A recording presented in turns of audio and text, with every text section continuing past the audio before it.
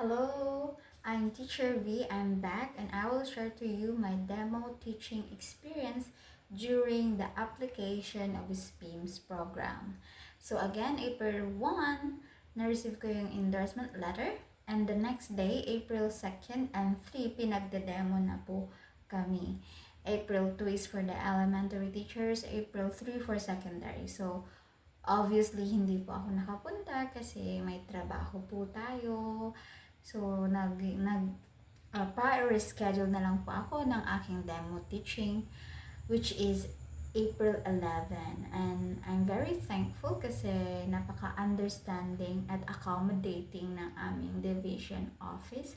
At yung coordinator ay, as in, nag-adjust talaga sila for my schedule. And thank you very much. So, April 11, demo day. Ayan na.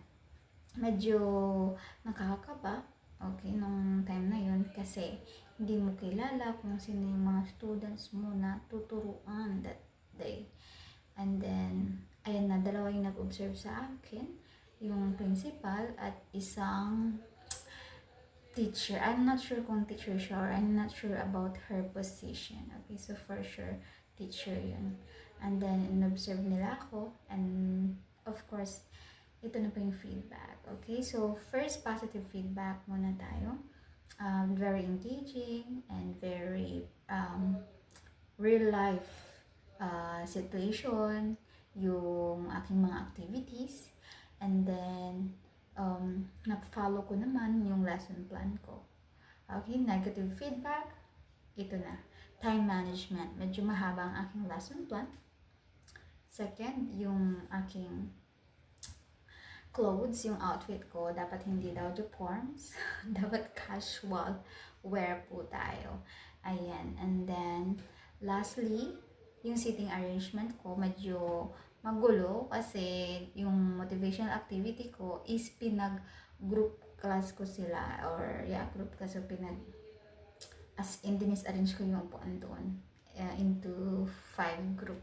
Tapos hindi ko na binalik sa original places nila, which is sabi nung nag-observe, if possible, ibalik sa original places para komportable yung mga bata, which is true naman.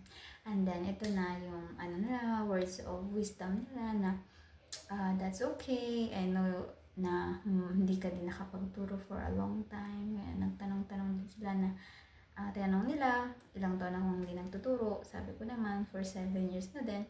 So, okay, reasonable daw. And naintindihan naman nila yung nangyari. At sabi, next is, negative feedback? Wala na. Yung tatlong yun lang talaga. At saka, yung lesson ko daw is medyo mahirap. Pang special science class. So, I would advise you na if mag-prepare ka ng lesson, make it simpler if possible, and then ikaw naman yung pipili ng students mo kung ano yung students mo, kung grade 7, 8, 9, 10 ikaw yung pipili, so go for it. Okay, but make it simpler and easy to understand. That's the best thing. Okay, and what else? Yung pertinent, basta yun, pertinent requirements is kailangan din natin i-prepare. So, I will put it on the screen kung ano ba yung mga requirements na binigay ko before the demo teaching. Okay, yun na. Boom! Please check and post the video, okay?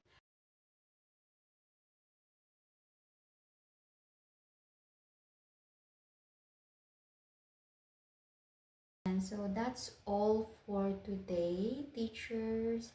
And then if you have any questions, comments, clarifications, or suggestions about our SPIMS program, please comment down below. And don't forget to subscribe and like. Always remember that enjoy what you're doing and always have faith. Kudos and have a nice day. Thank you.